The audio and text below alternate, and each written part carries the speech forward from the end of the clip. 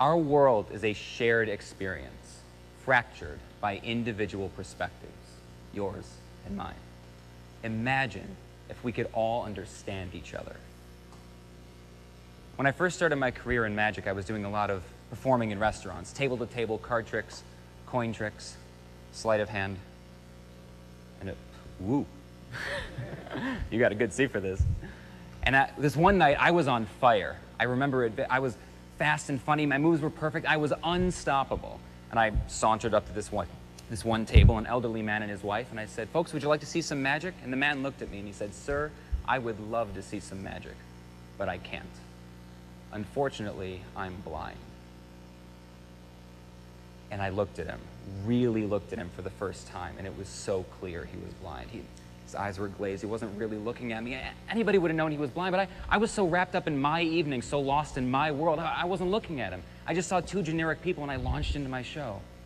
And I stood there, embarrassed, and that word was ringing in my ears, blind, blind, blind. And I had no choice. I said, "I'm sorry, I didn't know. I don't have anything I can do for you, but if you come back again sometime, I promise I'll have some sort of magic I can share with you." He said, "I'll hold you to that," and I went on with my night. A few weeks later, they came back in. I recognized them immediately, and I panicked. I had completely forgotten about it. I raced back to the room where I kept my props, and I was thinking about every trick I'd ever learned, every book I'd ever read, something, anything I can do for this man. And then I remembered something obscure, an obscure idea, something I read a long time ago in an old manuscript. It's all I had. So I composed myself. I walked back out, and I said, "Hey, folks, my name is Bryant. Would you like to see some magic?" And he cut me off. He goes, "All right, we're back. What do you got for me?" With a big smile on his face. So I asked his wife, "May I sit next to you?" And she said, "Sure." So I sat down, and I said, "Ed," his name was Ed. I said, "Ed, do you trust your wife?" He said, "Sometimes." I said, "Will you trust her now?" He said, "Sure." So I took out a pack of playing cards, gave them to her, and said, "Mix the cards, make sure there's no special markings on them." She said, "No, they're fine." I took Ed's hand, and I said, "I'm going to place a card in your hand. Do you think this is a red card or a black card?" And he said, "Red." And he was right. I put the next card, and he said, "Red." He was right again. I put the next one, he said, "Black."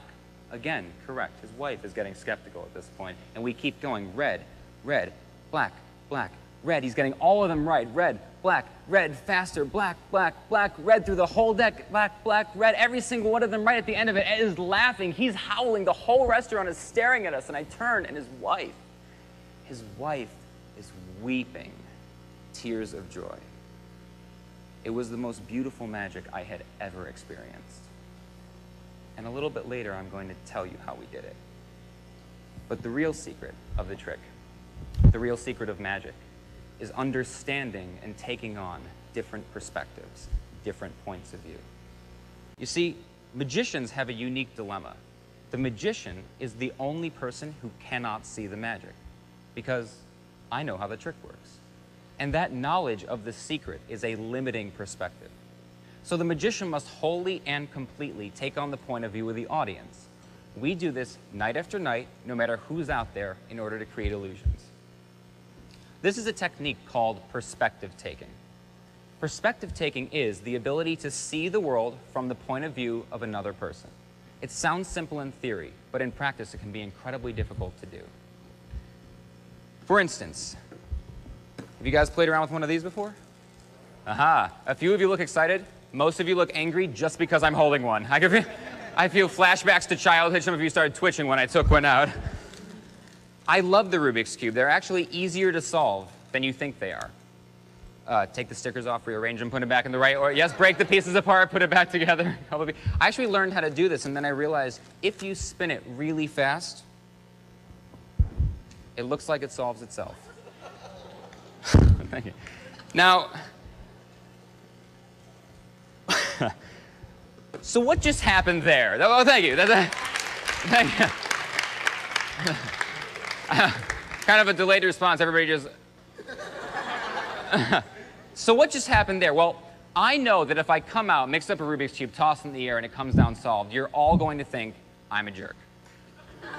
Or at the very least, to show off. And I don't want you to feel like that. I want you to enjoy the experience of magic. So I make a few jokes. take the stickers off, rearrange it, break the pieces apart. When I do that, you go, oh, I did that. My friends, we smashed it with a hammer. We threw it at a wall.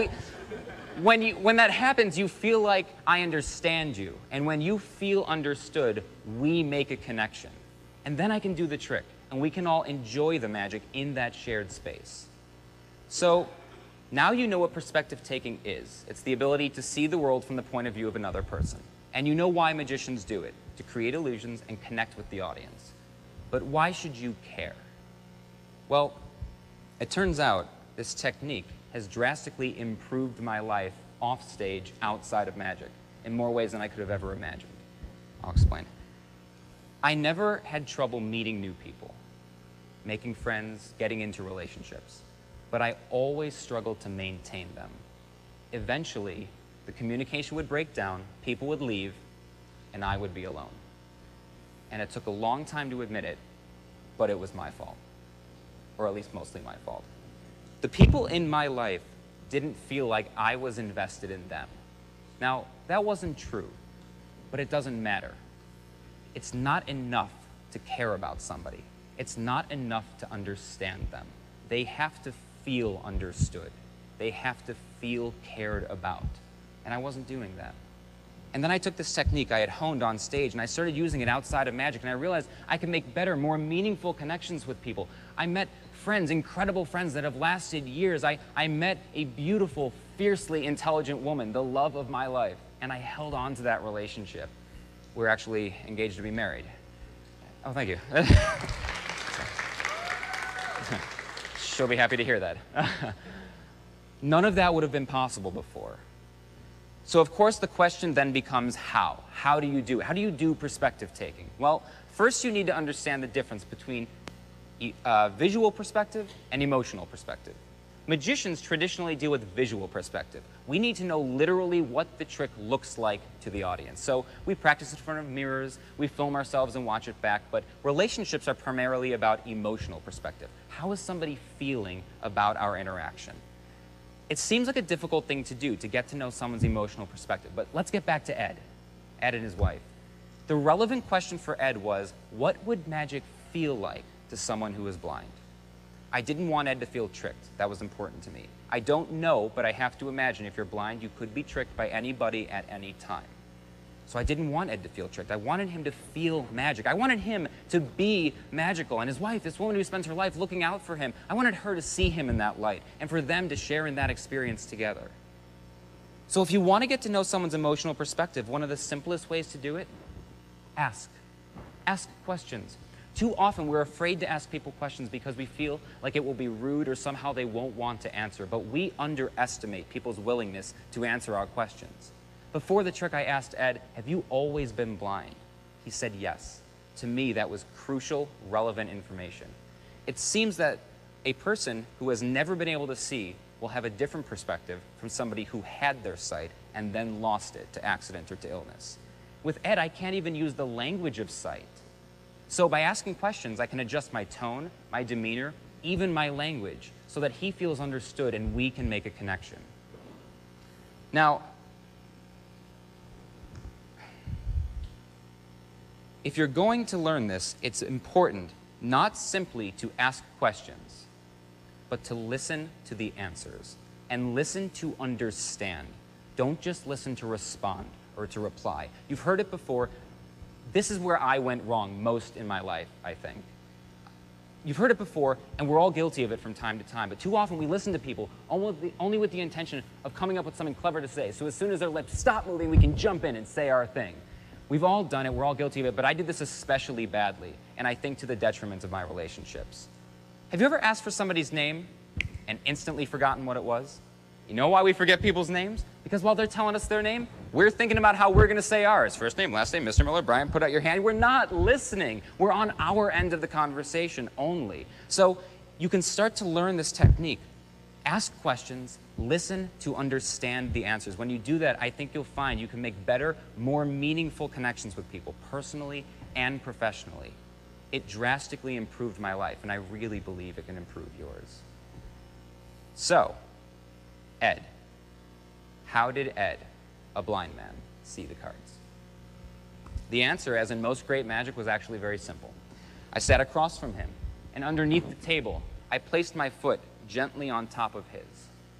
And then I gave him these instructions. I said, if you think the card is a red card, and I pushed my foot down on his once, then you say red.